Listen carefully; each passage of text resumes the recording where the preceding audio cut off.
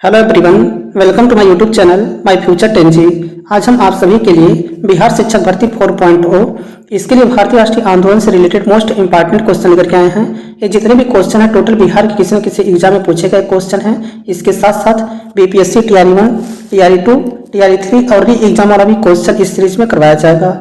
देखिए, अगर आप लोग बिहार शिक्षक भर्ती 4.0 की तैयारी करना चाहते हैं तो इस चैनल को सब्सक्राइब करके बेल आइकन को प्रेस जरूर कर लीजिएगा, क्योंकि इस चैनल पर केवल बिहार शिक्षक भर्ती 4.0 की तैयारी करवाई जा रही है।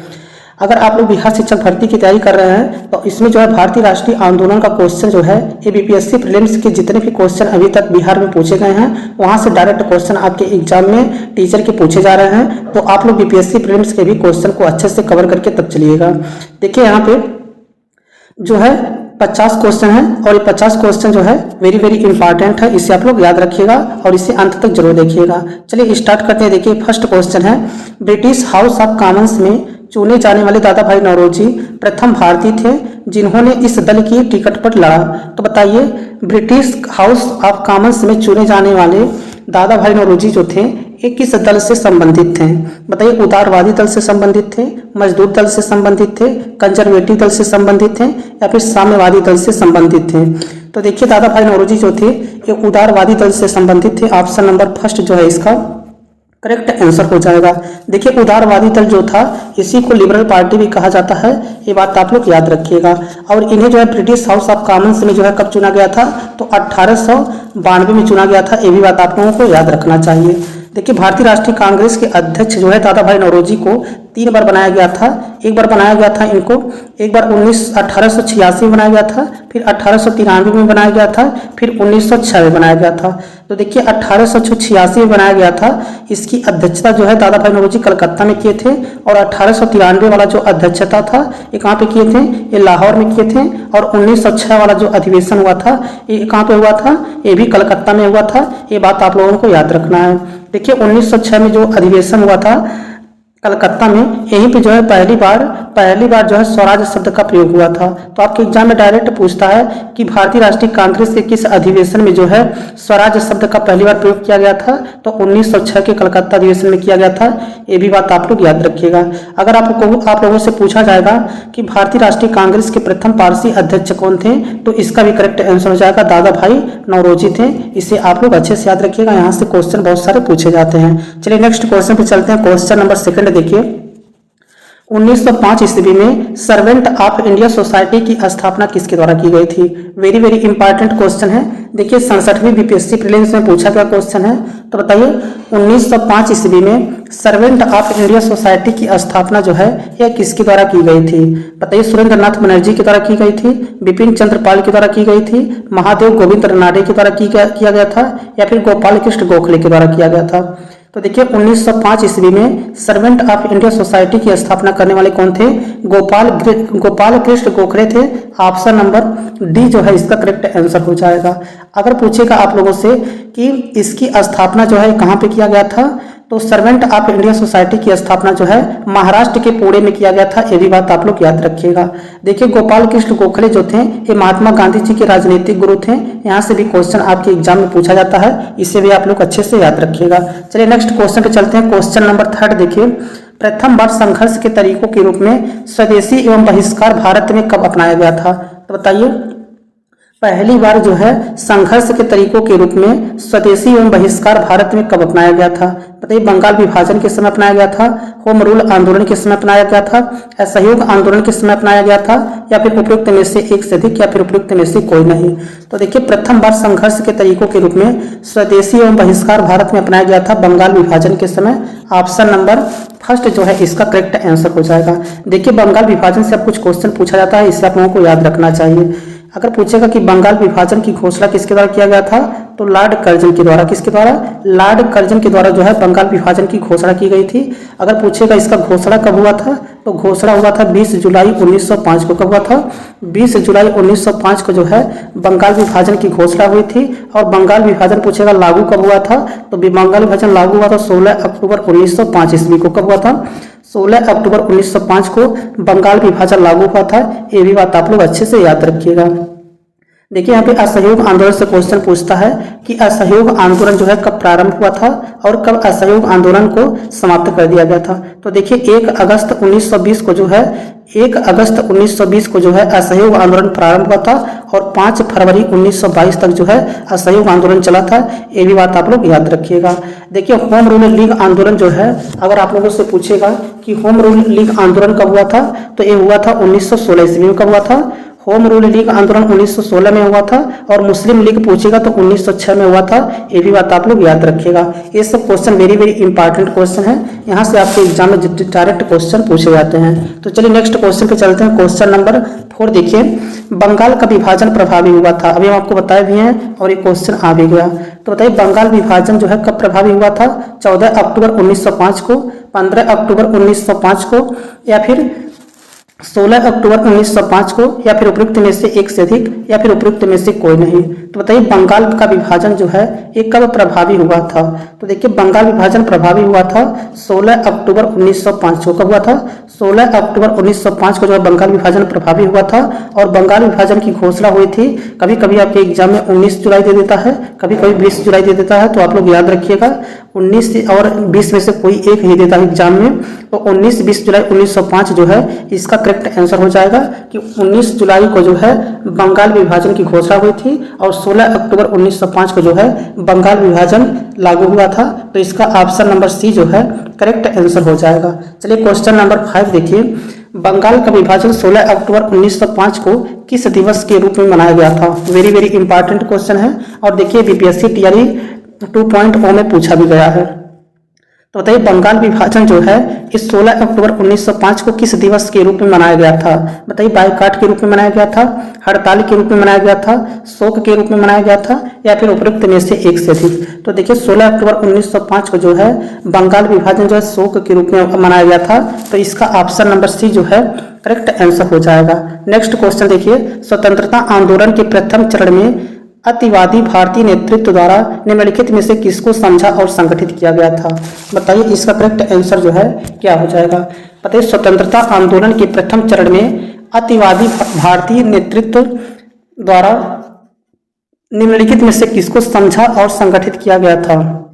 बताइए आर्य समाज को, भारतीय विश्वविद्यालय अधिनियम 1904 को, बहिष्कार और स्वदेशी आंदोलन को, असहयोग आंदोलन को। तो देखिए इसका करेक्ट आंसर हो जाएगा बहिष्कार एवं स्वदेशी आंदोलन। ऑप्शन नंबर सी जो है इसका करेक्ट आंसर हो जाएगा। अगर पूछेगा स्वदेशी आंदोलन का प्रथम चरण क्या था, तो स्वदेशी आंदोलन का प्रथम चरण जो है 1885 से 1905 का था। ये भी बात आप लोग याद रखिएगा। और देखिए आर्य समाज की स्थापना पूछेगा किसके द्वारा किया गया था, तो आप लोग याद रखिएगा कि आर्य समाज की स्थापना हुआ था 1975 ईस्वी में और एक स्वामी दयानंद सरस्वती के द्वारा किया गया था। ये क्वेश्चन डायरेक्ट आपके एग्जाम में पूछ लेता है। तो बताइए आर्य समाज की स्थापना कब हुआ था, तो 1775 ईस्वी में हुआ था या फिर 1875 ईस्वी में हुआ था। तो देखिए आर्य समाज की स्थापना जो है 1875 ईस्वी में हुआ था। आप लोग याद रखिएगा कि आर्य समाज की स्थापना जो है 1875 ईस्वी में हुआ था, स्वामी दयानंद सरस्वती के द्वारा हुआ था। ये बात आप लोग अच्छे से याद रखेंगे। नेक्स्ट क्वेश्चन देखिए, क्वेश्चन नंबर 7 है, किस घटना के दौरान वंदे मातरम गीत एक धार्मिक मंत्र बना था? बताइए वह कौन सी घटना थी जिसके कारण जो है वंदे मातरम गीत जो है एक धार्मिक मंत्र बना था? बताइए बंगाल विभाजन, मुजफ्फरपुर बम कांड, या फिर चंपारण आंदोलन, या फिर होम रूल आंदोलन। तो देखिए इसका करेक्ट आंसर हो जाएगा ऑप्शन नंबर फर्स्ट बंगाल विभाजन। इसका ऑप्शन नंबर फर्स्ट जो है करेक्ट आंसर हो जाएगा। क्वेश्चन नंबर 7 का ऑप्शन नंबर फर्स्ट जो है करेक्ट आंसर हो जाएगा। देखिए अगर पूछेगा कि वंदे मातरम जो राष्ट्रगीत है ये संविधान द्वारा कब अपनाया गया था, तो 24 जनवरी 1905 को अपनाया गया था। ये डेट आप लोग याद रखिएगा। राष्ट्रगीत वंदे मातरम को जो है संविधान द्वारा कब अपनाया गया था, तो 24 जनवरी 1905 को अपनाया गया था। इस डेट को भी आप लोग याद रखिएगा। देखिए चंपारण आंदोलन हुआ था 1917 में। कब हुआ था? चंपारण आंदोलन कब हुआ था? 1917 में हुआ था। ये डेट आप ये सन जो है आप लोगों के लिए वेरी वेरी इंपॉर्टेंट है, इसे आप लोग याद रखिएगा। चलिए नेक्स्ट क्वेश्चन पे चलते हैं। क्वेश्चन नंबर 8 देखिए, बंगाल विभाजन के विषय में किसने कहा था विभाजन हमारे ऊपर बम की तरह गिरा? तो बताइए बंगाल विभाजन के विषय में किसने कहा था कि विभाजन हमारे ऊपर बम की तरह गिरा था? बताइए, सुरेंद्रनाथ बनर्जी ने कहा था, गोपाल कृष्ण गोखले ने कहा था, बिपिन चंद्र पाल ने कहा था, या फिर चित्तरंजन दास ने कहा था? तो देखिए इसका करेक्ट आंसर हो जाएगा Surendranath Banerjee. Option number first जो है इसका करेक्ट आंसर हो जाएगा। Option number first Surendranath Banerjee जो है इसका करेक्ट आंसर हो जाएगा। देखिए चित्तरंजन दास से क्वेश्चन पूछता है कि स्वराज पार्टी की जो था इसकी अध्यक्षता और स्वराज पार्टी की स्थापना किसके द्वारा किया गया था? तो देखिए स्वराज पार्टी की स्थापना 1 जनवरी 1923 को हुई थी। कब हुआ था? 1 जनवरी 1923 को जो है स्वराज पार्टी की स्थापना हुई थी। और जो स्वराज पार्टी था इसके स्थापना करने वाले कौन थे? तो CR दास थे, या फिर इन्हीं को क्या कहा जाता है? चित्तरंजन दास। और इनका एक और नाम है देश बंधु के नाम से भी इन्हें जाना जाता है, ये भी बात आप लोग याद रखिएगा। तो स्वराज पार्टी की स्थापना चित्तरंजन दास और मोतीलाल नेहरू दो लोगों ने मिलकर किया था 1 जनवरी 1923 को। और स्वराज पार्टी का अध्यक्ष बनाया गया था चित्तरंजन दास को, और स्वराज पार्टी के सचिव थे कौन? मोतीलाल नेहरू। ये क्वेश्चन जो है वेरी वेरी इंपॉर्टेंट है, इसे आप लोग याद रखिएगा। नेक्स्ट क्वेश्चन है, स्वदेशी आंदोलन की सबसे बड़ी कमी यह रही कि वह आंदोलन के लिए निम्नलिखित में से किस समूह का समर्थन नहीं जुटा पाया? तो बताइए स्वदेशी आंदोलन की सबसे बड़ी कमी यह रही कि वह आंदोलन के लिए निम्नलिखित में से किस समूह का समर्थन नहीं जुटा पाया? तो बताइए सवर्ण हिंदू का, मुस्लिम समूह का, शिक्षित समूह, शिक्षित भारतीय का, या फिर कलाकार और लेखक का? तो बताइए इसका करेक्ट आंसर जो है क्या हो जाएगा? तो देखिए मुस्लिम समूह ऑप्शन नंबर बी जो है इसका करेक्ट आंसर हो जाएगा, इसे आप लोग याद रखिएगा। चलिए नेक्स्ट क्वेश्चन पे चलते हैं। क्वेश्चन नंबर 10 देखिए, राष्ट्रीय आंदोलन में निम्नलिखित में से किसको नरमदली के तौर पर नहीं जाना जाता है? वेरी वेरी इंपॉर्टेंट क्वेश्चन है। बताइए राष्ट्रीय आंदोलन में निम्न में से किसको नरम दली के तौर पर नहीं जाना जाता है? तो इसमें से बताना है कौन नरम दल से संबंधित नहीं था, अर्थात गरम दल से कौन संबंधित था? तो देखिए बाल गंगाधर तिलक, दादा भाई नौरोजी, MG रनाडे, गोपाल कृष्ण गोखले। तो देखिए बाल गंगाधर तिलक जो थे ये नरम दल से संबंधित नहीं थे, एक गर्म दल से संबंधित थे। ऑप्शन नंबर फर्स्ट जो है इसका करेक्ट आंसर हो जाएगा। देखिए इसमें आप लोग एक स्टेटमेंट अगर याद कर लेते हैं तो आप लोग नरम दल से कौन कौन संबंधित है और गर्म दल से कौन कौन संबंधित है इसमें कंफ्यूज नहीं होंगे। अगर आप लोग लाल बाल पाल, घोष, धींगरा, ऊधम सिंह यही एक स्टेटमेंट याद कर लेते हैं तो आप लोगों को फिर इसमें जो है नरम दल और गर्म दल में कंफ्यूज नहीं होना पड़ेगा। जैसे लाल बाल पाल, घोष, धींगरा और ऊधम सिंह। लाल से हो जाएगा लाला लाजपत राय, बाल से हो जाएगा बाल गंगाधर तिलक, पाल से हो जाएगा बिपिन चंद्र पाल, घोष से हो जाएगा अरविंदो घोष, और धींगरा से हो जाएगा मदन लाल धींगरा, और ऊधम सिंह तो पूरा करेक्ट नाम है। तो इसमें जो है आप लोग याद रखिएगा कि लाल बाल पाल, घोष, धींगरा, ऊधम सिंह ये जो हैं ये गर्म दल से संबंधित हैं, और जो बच जाएगा वो शेष जो है नरम दल से संबंधित हो जाएगा। ये बात आप लोग अच्छे से याद रखिएगा, केवल एक स्टेटमेंट इसमें याद रखना है। नेक्स्ट क्वेश्चन है, भारतीय राष्ट्रीय कांग्रेस का 1937 का अधिवेशन कहाँ हुआ था? वेरी वेरी इंपॉर्टेंट क्वेश्चन है। बताइए भारतीय राष्ट्रीय कांग्रेस का 1937 का अधिवेशन कहाँ हुआ था? बताइए हरिपुरा में हुआ था, पटना में हुआ था, रांची में हुआ था, या फिर फैजपुर में हुआ था? तो बताइए इसका करेक्ट आंसर क्या हो जाएगा? बताइए भारतीय राष्ट्रीय कांग्रेस का 1937 का अधिवेशन कहाँ हुआ था? तो देखिए इसका करेक्ट आंसर हो जाएगा फैजपुर। ऑप्शन नंबर डी जो है इसका करेक्ट आंसर हो जाएगा। देखिए फैजपुर का जो अधिवेशन था ये कब हुआ था, ये आपको सन याद रखना है। तो 1937 में हुआ था। कब हुआ था? 1937 में। और यह क्यों इतना इम्पॉर्टेंट है? तो आप लोग एक बात और याद रखिएगा, यह इम्पॉर्टेंट इसलिए है क्योंकि यह गांव में आयोजित प्रथम अधिवेशन था। तो आप लोग से पूछेगा कि गांव में आयोजित प्रथम अधिवेशन कौन सा था? तो ये था 1937 का फैजपुर अधिवेशन। और इसका फैजपुर अधिवेशन की अध्यक्षता करने वाले कौन थे? तो इसकी अध्यक्षता पंडित जवाहरलाल नेहरू किए थे। कौन? पंडित जवाहरलाल नेहरू के द्वारा जो है 1937 का अधिवेशन किया गया था। ये भी बात आप लोग याद रखिएगा। देखिए पंडित जवाहरलाल नेहरू जो थे ये भारतीय राष्ट्रीय कांग्रेस के 3 बार अध्यक्ष बनाए गए थे। एक बार इनको 1929 में बनाया गया था, एक बार इनको 1929 में बनाया गया था, फिर 1936 में बनाया गया था, फिर 1937 में बनाया गया था। तो ये भी बात आप लोग याद रखिएगा। 1929 वाला जो अधिवेशन था ये लाहौर में किए थे, और 1936 का अधिवेशन जो है ये कलकत्ता में किए थे, और 1937 वाला बताए हैं फैजपुर में किए थे। देखिए 1929 का जो अधिवेशन था ये अधिवेशन, इसी अधिवेशन में जो है पूर्ण स्वराज की मांग की गई थी। तो आप लोगों से पूछेगा पूर्ण स्वराज की मांग जो है भारतीय राष्ट्रीय कांग्रेस के किस अधिवेशन में किया गया था? तो ये लाहौर अधिवेशन में किया गया था। ये भी क्वेश्चन जो है वेरी वेरी इंपॉर्टेंट है, इसे आप लोग याद रखिएगा। देखिए हरिपुरा अधिवेशन जो हुआ था ये 1938 में हुआ था और हरिपुरा कहाँ पे पड़ता है? तो गुजरात में पड़ता है, ये भी आप लोग याद रखिएगा। 1938 में जो है हरिपुरा अधिवेशन हुआ था और 1939 में जो है त्रिपुरा अधिवेशन हुआ था। हरिपुरा और त्रिपुरा ये दोनों अधिवेशन जो है इसकी अध्यक्षता करने वाले कौन थे? नेताजी सुभाष चंद्र बोस थे। इसे भी आप लोग याद रखिएगा, ये भी वेरी वेरी इंपॉर्टेंट क्वेश्चन है। नेक्स्ट क्वेश्चन है, सत्ता हस्तांतरण के समय निम्नलिखित राज्यों में से एक में कांग्रेस दल का पूर्ण विकसित संगठन था? बताइए हैदराबाद, अवध, मैसूर या फिर जूनागढ़। तो बताइए सत्ता हस्तांतरण के समय निम्नलिखित राज्यों में से एक कांग्रेस दल का पूर्ण संगठन था। तो बताइए ये कहाँ पे था? हैदराबाद, अवध या फिर मैसूर। तो देखिए इसका करेक्ट आंसर हो जाएगा मैसूर, ऑप्शन नंबर सी जो है इसका करेक्ट आंसर हो जाएगा। नेक्स्ट क्वेश्चन देखिए, क्वेश्चन नंबर 13 है, 1947 के भारतीय राष्ट्रीय कांग्रेस के दिल्ली अधिवेशन की अध्यक्षता किसने की थी? बताइए 1937 के भारतीय राष्ट्रीय कांग्रेस के दिल्ली अधिवेशन की अध्यक्षता जो है यह किसके द्वारा की गई थी?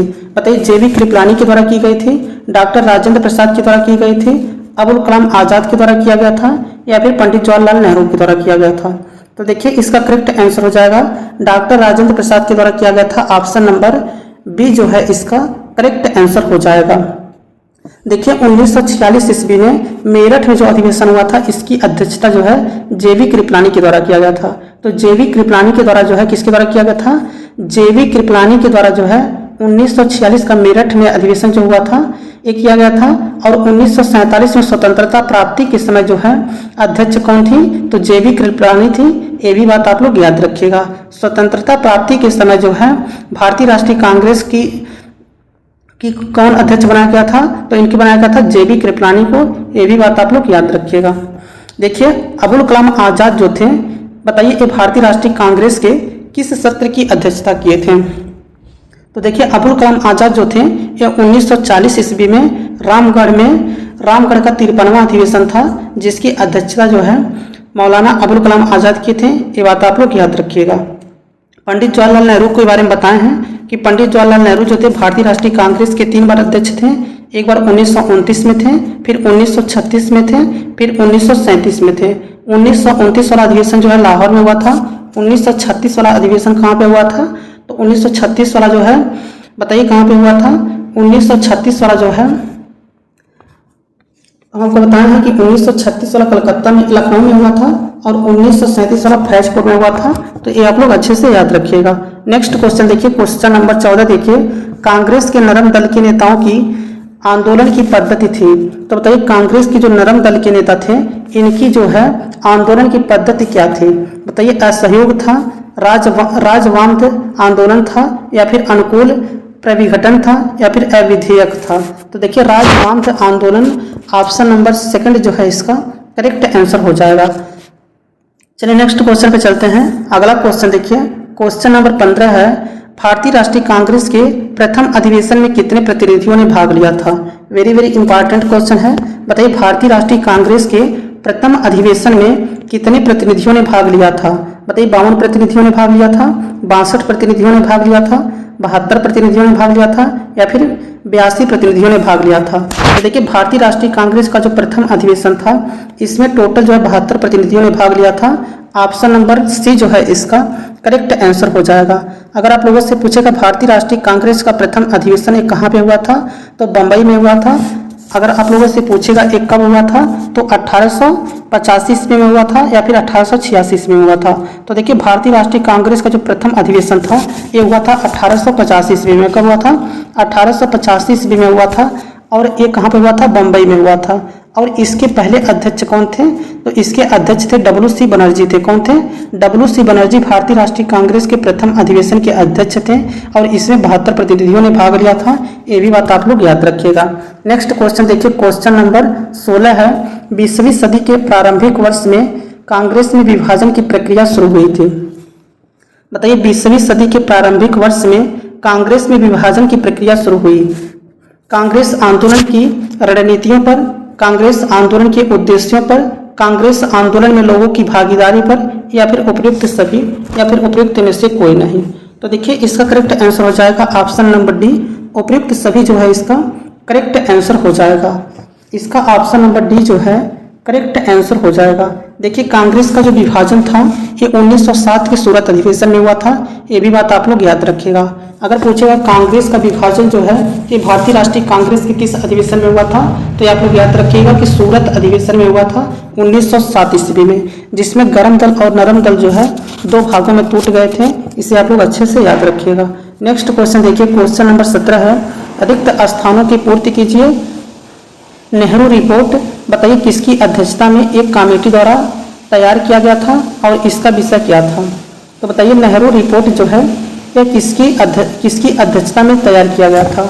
तो देखिए नेहरू रिपोर्ट जो आया था ये मोतीलाल नेहरू के अध्यक्षता में तैयार किया गया था और ये भारत में संवैधानिक व्यवस्था को जो है इसका विषय था। ये भी बात आप लोग याद रखिएगा। तो इसका ऑप्शन नंबर जो है सी करेक्ट आंसर हो जाएगा। और मोतीलाल नेहरू जो थे ये स्वराज पार्टी के क्या थे, तो स्वराज पार्टी के सचिव थे। ये भी बात आप लोग याद रखिएगा। क्वेश्चन नंबर 18 है, नवंबर 1936 में भागाधिकारी पट्टेदारों को जमींदारों के बेदखली प्रयासों के विरुद्ध बढ़िया मुंगेर में किसने एक बड़ा आंदोलन प्रारंभ किया था। बताइए अखिल भारतीय किसान सभा, भारतीय राष्ट्रीय कांग्रेस, बिहार किसान सभा, अखिल भारतीय राज्य जन कॉन्फ्रेंस, उपयुक्त में से कोई नहीं, या फिर उपयुक्त में से एक से अधिक। तो देखिए इसका करेक्ट आंसर हो जाएगा बिहार किसान सभा। ऑप्शन नंबर सी जो है इसका करेक्ट आंसर हो जाएगा। बिहार किसान सभा जो है इसका करेक्ट आंसर हो जाएगा। देखिए यहाँ से बहुत सारे क्वेश्चन आपके एग्जाम में पूछा जाता है। अगर पूछेगा बिहार के मुंगेर में किसान सभा का गठन कब हुआ था, तो ये हुआ था 1922-23 में। बिहार के मुंगेर में किसान सभा का गठन कब हुआ था, तो ये 1922-23 में हुआ था। और जो है इसका नेतृत्व कौन कर रहा था, शाह मोहम्मद जुबैर और कृष्ण सिंह के द्वारा जो है बिहार के मुंगेर में किसान सभा का गठन किया गया था। ये भी बात आप लोग याद रखिएगा। लेकिन अगर पूछेगा कि बिहार प्रांतीय किसान सभा की स्थापना कब हुई थी, तो आप लोग याद रखिएगा 1929 में हुआ था। बिहार प्रांतीय किसान सभा की स्थापना कब हुआ था, 1929 में हुआ था। और इसकी स्थापना करने वाले कौन थे, स्वामी सहजानंद सरस्वती थे। स्वामी सहजानंद सरस्वती जो थे ये बिहार प्रांतीय किसान सभा की स्थापना 1929 में किए थे। ये बात आप लोग अच्छे से याद रखिएगा।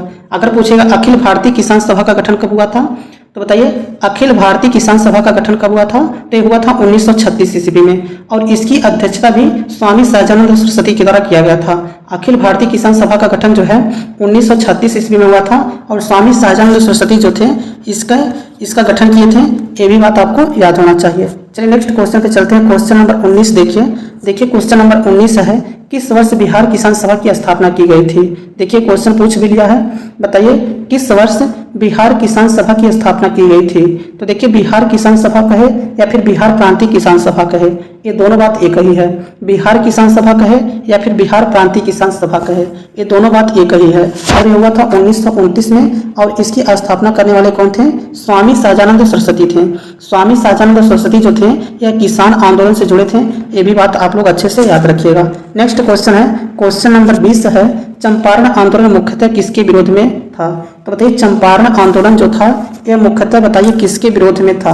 बताइए भू राजस्व से संबंधित था, नगदी फसल से संबंधित था, या फिर ब्रिटिश सरकार की नीति से संबंधित था, या फिर भू अनुदान से संबंधित था। तो बताइए चंपारण आंदोलन जो था यह मुख्यतः किसके विरोध में था। तो देखिए यह जो था ये नगदी फसल के विरोध में था। ऑप्शन नंबर बी जो है इसका करेक्ट आंसर हो जाएगा। चंपारण आंदोलन कब हुआ था, तो 1917 में हुआ था। कब हुआ था, चंपारण आंदोलन जो था ये 1917 में हुआ था। और इसमें जो क्या था कि 3/20 भाग पर जो है नील या अन्य नगदी फसल की खेती के लिए जो है किसान इसमें बाध्य हो गए थे, जिसमें जो है महात्मा गांधी अप्रैल 1917 में राजकुमार शुक्ल के निमंत्रण पर जो है बिहार के चंपारण के नील कृषकों की स्थिति का जायजा लेने पहुंचे थे। ये भी क्वेश्चन आपके एग्जाम में पूछता है कि महात्मा गांधी जी जो थे यह किसके निमंत्रण पर जो है बिहार के चंपारण नील कृषकों की स्थिति का जायजा लेने पहुंचे थे। तो ये थे राजकुमार शुक्ल। किसके, राजकुमार शुक्ल के जो है निमंत्रण पर जो है महात्मा गांधी जी अप्रैल 1917 में जो है बिहार के चंपारण में गए थे। ये भी बात आप लोग याद रखिएगा। चलिए नेक्स्ट क्वेश्चन पे चलते हैं। क्वेश्चन नंबर 21 देखिए, तेभांगा आंदोलन सन 1946 ईस्वी में बंगाल में आरंभ हुआ।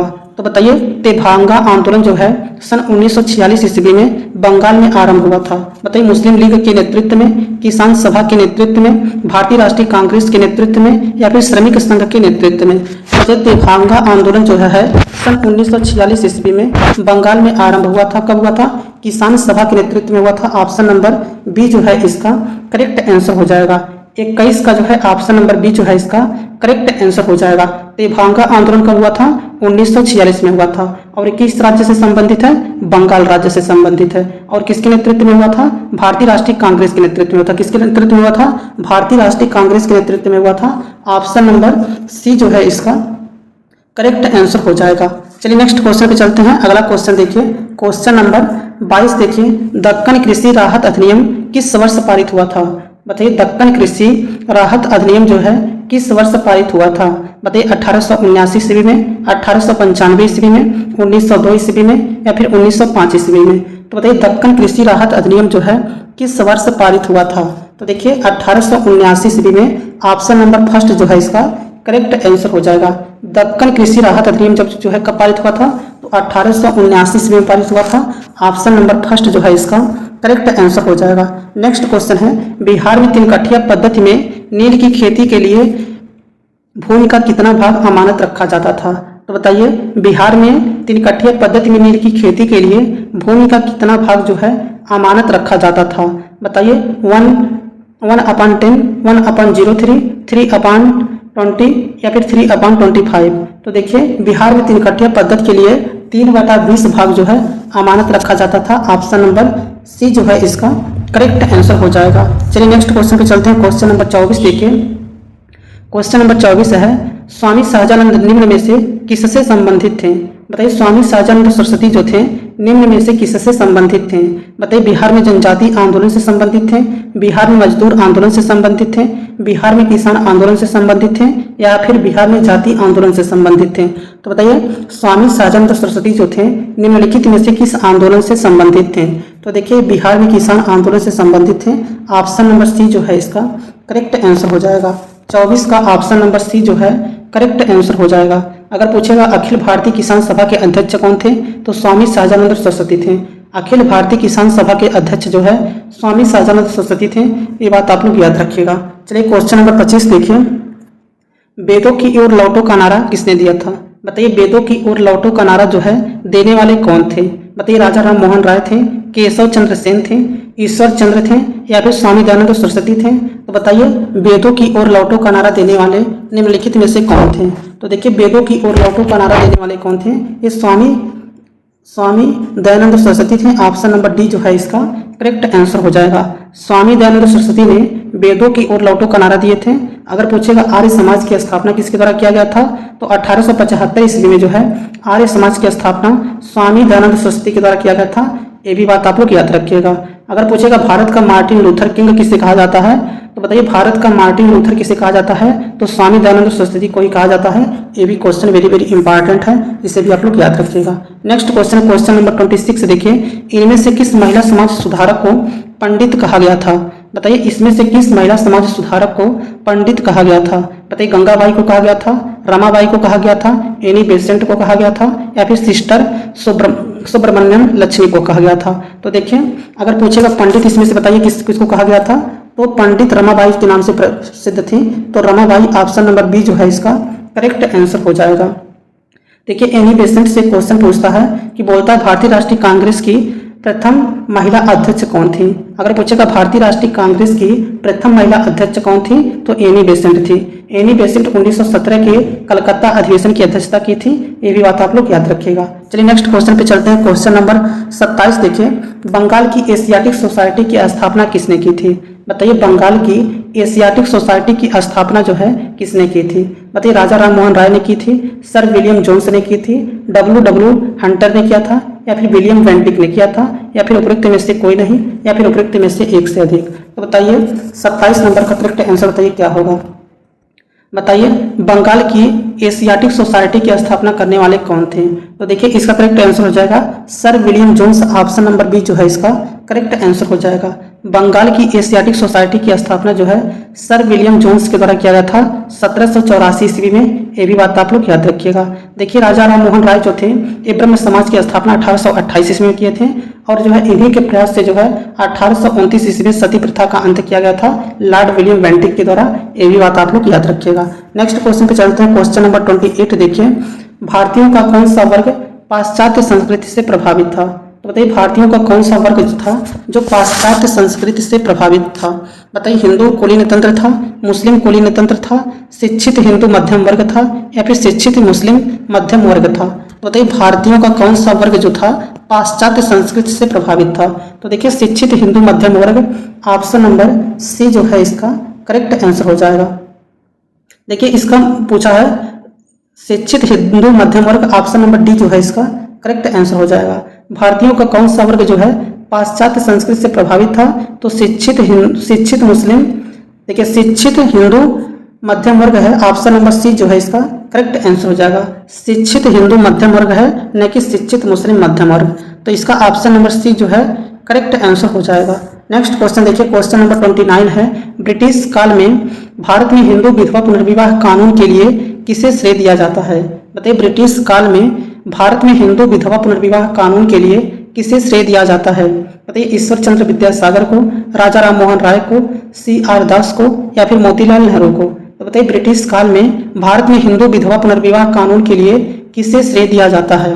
तो देखिए ईश्वर चंद्र विद्यासागर को, ऑप्शन नंबर फर्स्ट जो है इसका करेक्ट आंसर हो जाएगा। हिंदू विधवा पुनर्विवाह अधिनियम आया था कब? 1856 ईस्वी में आया था। कब आया था? 1856 ईस्वी में आया था और जो है इसमें ईश्वर चंद्र विद्यासागर का जो है महत्वपूर्ण योगदान था और इसमें सहयोग देने वाले कौन थे? अक्षय कुमार के सहयोग से जो है ये इस अधिनियम को जो है पारित किया गया था। अगर पूछेगा इस अधिनियम का ड्राफ्ट जो है किसके द्वारा तैयार किया गया था? तो लॉर्ड डलहौजी के द्वारा तैयार किया गया था। ये भी बात आप लोग याद रखिएगा। हिंदू विधवा पुनर्विवाह अधिनियम 1856 में आया था और इसका ड्राफ्ट जो है तैयार करने वाले कौन थे? लॉर्ड डलहौजी थे। ये बात आप लोग याद रखिएगा। लेकिन इस अधिनियम को जो है कैनिंग के समय में पारित किया गया था। तो आप लोग देख लीजिए इस अधिनियम को जो है कैनिंग के समय पारित किया गया था और ड्राफ्ट तैयार करने वाले कौन थे? लॉर्ड डलहौजी थे और अधिनियम को लाने वाले कौन थे? ईश्वर चंद्र विद्यासागर थे। और किसके सहयोग से लाए थे? तो अक्षय कुमार के सहयोग से लाए थे। ये भी बात आप लोग याद रखिएगा। चलिए क्वेश्चन नंबर 30 देखिए, अस्पृश्यता जागरूकता अभियान गांधी जी ने कहाँ से प्रारंभ किया था? वेरी वेरी इंपॉर्टेंट क्वेश्चन है। बताइए अस्पृश्यता जागरूकता अभियान जो है गांधी जी ने कहाँ से प्रारंभ किया था? बताइए साबरमती से प्रारंभ किया था, काकीनाडा से प्रारंभ किया था, वर्धा से प्रारंभ किया था या फिर पुणे से प्रारंभ किया था? तो बताइए महात्मा गांधी जी जो थे अस्पृश्यता जागरूकता अभियान जो है ये कहाँ से आरंभ किए थे या फिर प्रारंभ किए थे? तो इसका करेक्ट आंसर हो जाएगा वर्धा, ऑप्शन नंबर सी जो है इसका करेक्ट आंसर हो जाएगा। ऑप्शन नंबर सी जो है इसका करेक्ट आंसर हो जाएगा, ये आप लोग याद रखिएगा। नेक्स्ट क्वेश्चन है, राजा राम मोहन राय द्वारा निम्नलिखित में से कौन से सामाजिक धार्मिक आंदोलन की स्थापना की गई? बताइए राजा राम मोहन राय द्वारा निम्नलिखित में से कौन से सामाजिक आर्थिक आंदोलन की स्थापना की गई थी? बताइए प्रार्थना समाज की स्थापना की गई थी, आर्य समाज की स्थापना की गई थी, थियोसॉफिकल सोसाइटी की स्थापना की गई थी या फिर ब्रह्म समाज की स्थापना की गई थी? तो बताइए राजा राम मोहन राय के द्वारा जो है कौन से सामाजिक आर्थिक आंदोलन की स्थापना की गई थी? तो देखिए ब्रह्म समाज की स्थापना की गई थी। ऑप्शन नंबर डी जो है इसका करेक्ट आंसर हो जाएगा। राजा राम मोहन राय के द्वारा जो है निम्नलिखित में से कौन से सामाजिक धार्मिक आंदोलन की स्थापना की गई थी? तो ब्रह्म समाज की की गई थी 1828 ईस्वी में। भारत के पुनर्जागरण का अग्रदूत किसे कहा जाता है? तो ये भी राजा राम मोहन राय को कहा जाता है। भारत के पुनर्जागरण का अग्रदूत की बात करें, आधुनिक भारत का जनक की बात करें, जन जागरण सामाजिक सुधार आंदोलन की प्रणेता की बात करें, बंगाल में नव जागरण के पितामह की बात करें, ये सभी जो हैं राजा राम मोहन राय से संबंधित है। ये बात आप लोग याद रखिएगा। चलिए नेक्स्ट क्वेश्चन पे चलते हैं। अगला क्वेश्चन देखिए अगला क्वेश्चन है, निम्नलिखित में से सती प्रथा का उन्मूलन किसने किया था? तो बताइए निम्नलिखित में से सती प्रथा का उन्मूलन जो है यह किसके द्वारा किया गया था? लॉर्ड विलियम बेंटिक के द्वारा किया गया था, लॉर्ड डलहौजी के द्वारा किया गया था, सर चार्ल्स मेटकाफ के द्वारा किया गया था या फिर लॉर्ड ऑकलैंड के द्वारा किया गया था? तो बताइए सती प्रथा का उन्मूलन जो है निम्नलिखित में से किसके द्वारा किया गया था? तो लॉर्ड विलियम बेंटिक के द्वारा, ऑप्शन नंबर फर्स्ट जो है इसका करेक्ट आंसर हो जाएगा। सती प्रथा का अंत जो है लॉर्ड विलियम बेंटिक के द्वारा 1829 ईस्वी में किया गया था और किसके प्रयास से किया गया था? तो राजा राम मोहन राय के प्रयास से किया गया था। ये भी बात आप लोग याद रखिएगा। अगर पूछेगा भारत का पहला गवर्नर जनरल कौन था, तो लॉर्ड विलियम बेंटिक थे। भारत का पहला गवर्नर जनरल कौन था, लॉर्ड विलियम बेंटिक थे। 1833 के चार्टर एक्ट के द्वारा जो है इसे बनाया गया था। ये भी बात आप लोग याद रखिएगा। नेक्स्ट क्वेश्चन है क्वेश्चन नंबर 33। देखिए, भारत में सती प्रथा प्रतिषेध कानून कब पास किया गया था? बताइए, भारत में सती प्रथा प्रतिषेध कानून जो है कब पास किया गया था?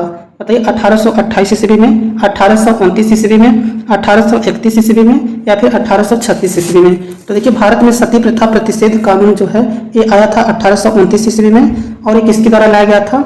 लॉर्ड विलियम बेंटिक के द्वारा लाया गया था। और सती प्रथा का अंत जो है किसके प्रयास से किया गया था? राजा राम मोहन राय के प्रयास से किया गया था। ये भी बात आप लोग याद रखिएगा। Next question question number 34। देखिए, निम्नलिखित में से किसने भारत में थियोसॉफिकल सोसाइटी की स्थापना की थी? तो बताइए, निम्नलिखित में से किसने भारत में थियोसॉफिकल सोसाइटी की स्थापना की थी? बताइए, एनी बेसेंट ने की थी, मैडम ब्लावात्स्की तथा कर्नल ऑकलैंड ने की थी, या फिर केशव चंद्र सेन ने की थी, या फिर स्वामी विवेकानंद ने किया था? तो बताइए, भारत में थियोसॉफिकल सोसाइटी की स्थापना करने वाले कौन थे?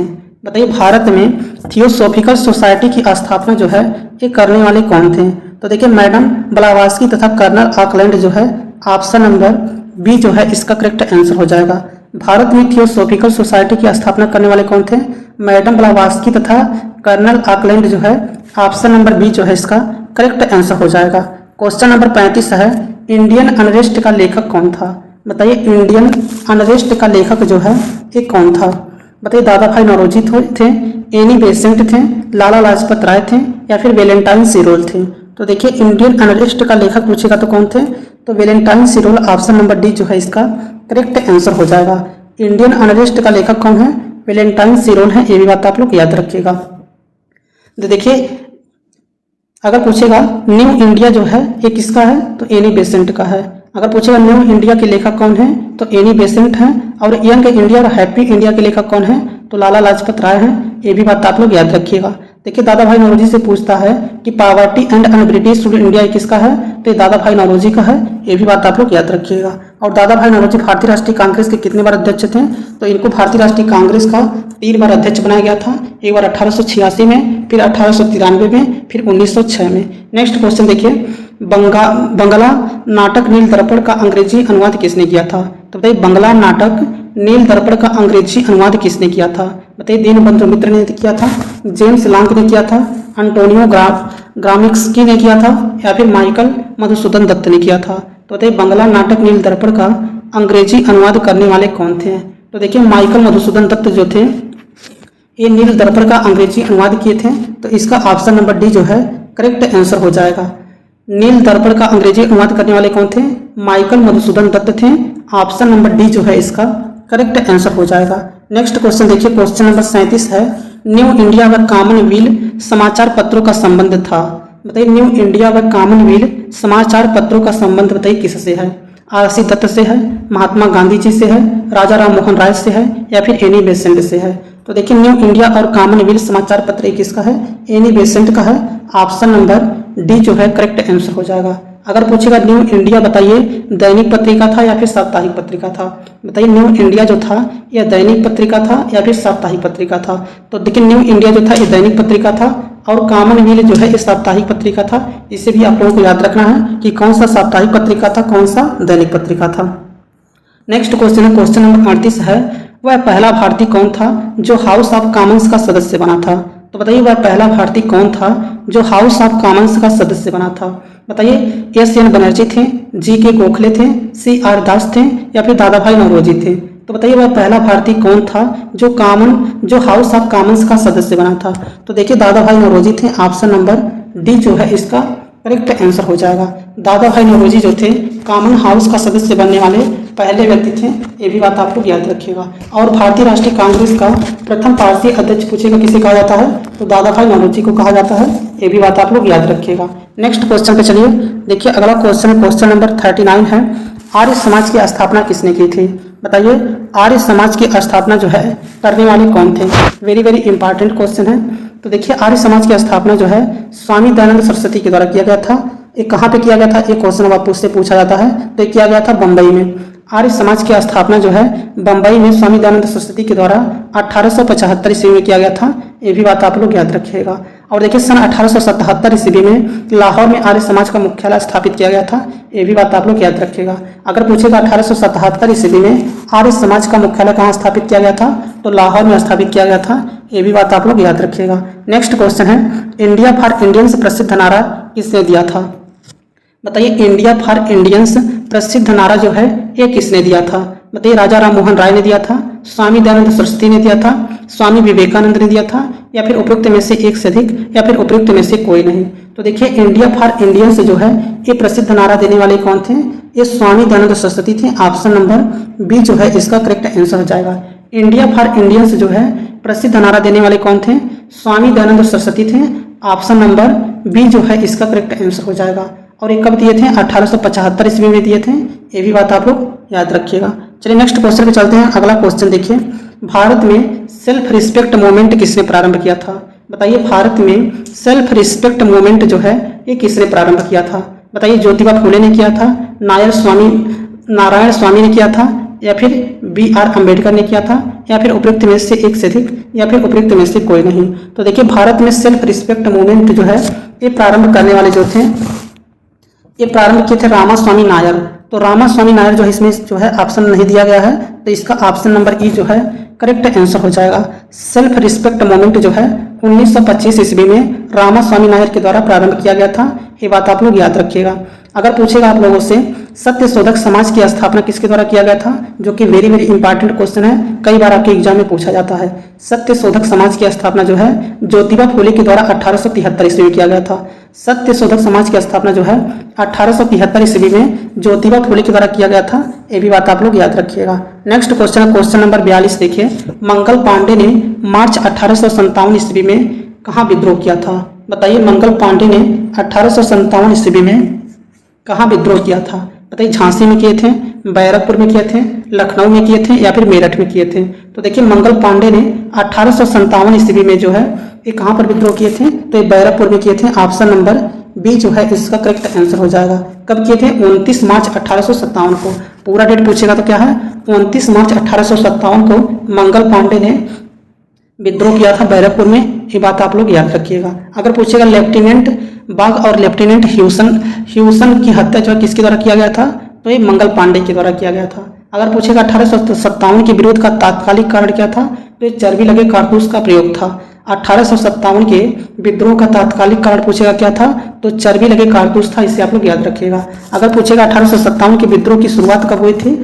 अगर पूछेगा आप लोगों से 1857 की शुरुआत जो है कब हुई थी? तो 10 मई 1857 को मेरठ से हुई थी।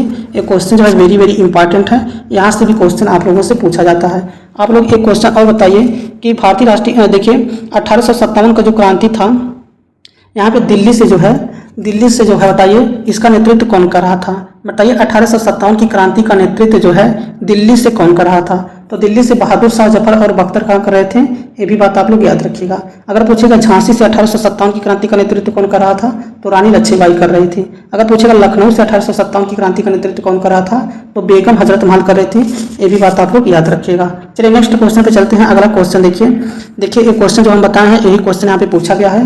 बताइए, दिल्ली में 1857 के विद्रोह के दौरान नाम मात्र और प्रतीकात्मक नेतृत्व सम्राट बहादुर शाह का था, लेकिन वास्तविक कमान सैनिकों की एक दरबार के पास थी जिसके प्रमुख थे। तो बताइए, नाना साहब थे, बख्तर खां थे, हजरत महल थे, उपयुक्त में से एक से अधिक, या फिर उपयुक्त में से कोई नहीं। तो दिल्ली से 1857 की क्रांति का नेतृत्व जो है बहादुर शाह जफर और बख्तर खां के द्वारा किया गया था। तो बहादुर शाह जफर इसमें ऑप्शन में क्वेश्चन नहीं दिया था, तो इसमें अगर दूसरा नाम क्या है तो बख्तर खां, ऑप्शन नंबर बी जो है इसका करेक्ट आंसर हो जाएगा। चलिए नेक्स्ट क्वेश्चन पे चलते हैं। अगला क्वेश्चन देखिए अगला क्वेश्चन नंबर 44। निम्नलिखित में से किसने रानी लक्ष्मीबाई को ग्वालियर पर अधिकार करने में सहायता की थी? तो बताइए, निम्नलिखित में से किसने रानी लक्ष्मीबाई को ग्वालियर पर अधिकार करने में सहायता की थी? बताइए, अफगान ने की थी, ईरानी ने की थी, मुगल ने की थी, उपयुक्त में से एक से अधिक, या फिर उपयुक्त में से कोई नहीं। तो बताइए, निम्नलिखित में से किसने रानी लक्ष्मीबाई को ग्वालियर पर अधिकार करने में सहायता की थी? तो देखिए, अफगानों ने की थी। ऑप्शन नंबर ए जो है इसका करेक्ट आंसर हो जाएगा। रानी लक्ष्मीबाई को ग्वालियर पर अधिकार करने में सहायता किसने की थी? तो अफगानों ने की थी। ऑप्शन नंबर फर्स्ट जो है इसका करेक्ट आंसर हो जाएगा। क्वेश्चन नंबर 45 देखिए, किस वर्ष कुंवर सिंह का देहांत हुआ था? बताइए किस वर्ष बाबू कुंवर सिंह का देहांत हुआ था?